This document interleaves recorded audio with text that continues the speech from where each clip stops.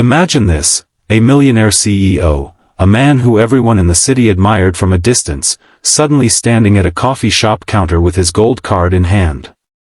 The place was buzzing with morning chatter, baristas calling out names, and the smell of freshly ground beans filling the air. He was used to people staring, whispering about him, the suits, the luxury cars, the empire he had built. But on this day, everything changed with a single beep. Declined. Again. The machine flashed red.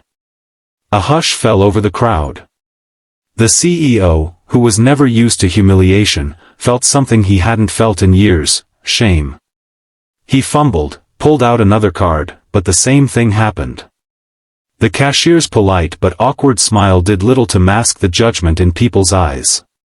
For the first time, the man who could buy skyscrapers couldn't even buy a cup of coffee.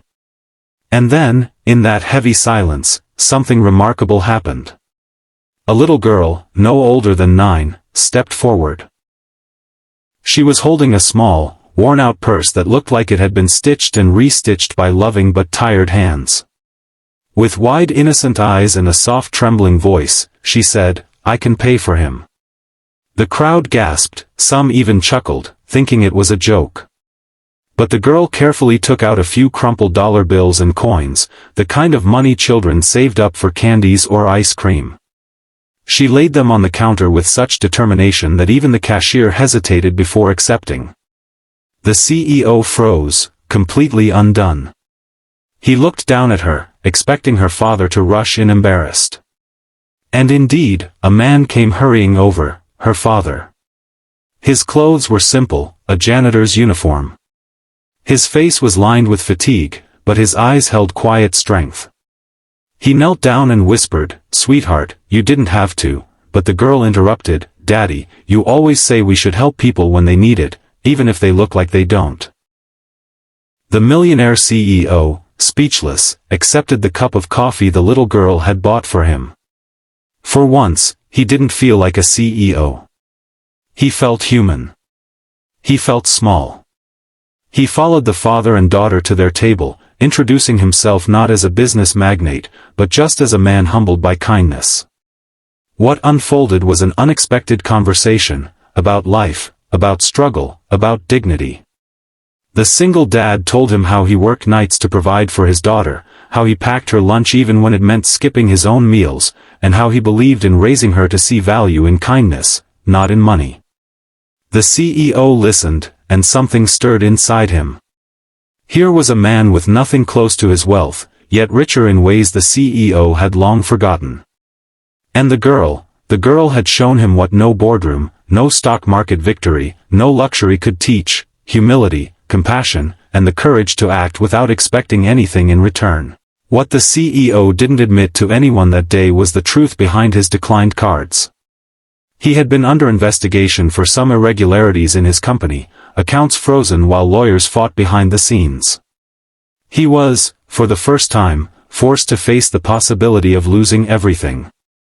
But instead of spiraling into despair, that single act of kindness lit something in him. Days turned into weeks, and the CEO couldn't shake off that encounter. He started visiting the coffee shop more, sometimes finding the father and daughter there. Their bond reminded him of his own fractured family, a son he barely saw, a marriage long lost to his obsession with wealth. Slowly, he began to rebuild, not his empire, but himself. He reached out to his son, spending time with him in ways he never had before. He used his influence, not for profit, but to create programs in his company to support single parents like the janitor. Childcare benefits, flexible shifts, educational scholarships for employees' children. Months later, when the legal storm cleared and his accounts reopened, he didn't return to being the same man. He invested in people, not just profits. And the first scholarship his company announced was named after the little girl who had taught him the most valuable lesson of his life. At the grand event where the scholarship was introduced, he called the single dad and his daughter up on stage. With the crowd applauding, he confessed what had happened in that coffee shop, his voice trembling as he said, "I was saved that day, not by wealth, not by power, but by a child who gave when she didn't have to." She reminded me that real riches are not measured in bank accounts, but in the love and kindness we share. The audience was moved to tears, and the little girl, shyly hiding behind her dad, received a standing ovation. The CEO bowed his head, not as a powerful man, but as a grateful one. And here's the question I want to leave you with: what would our world look like if we all carried that same courage, that same heart, to give selflessly when someone needs it most? That single act of kindness could change someone's entire life. If this story touched you, don't forget to like this video, share it with someone who needs a little reminder today,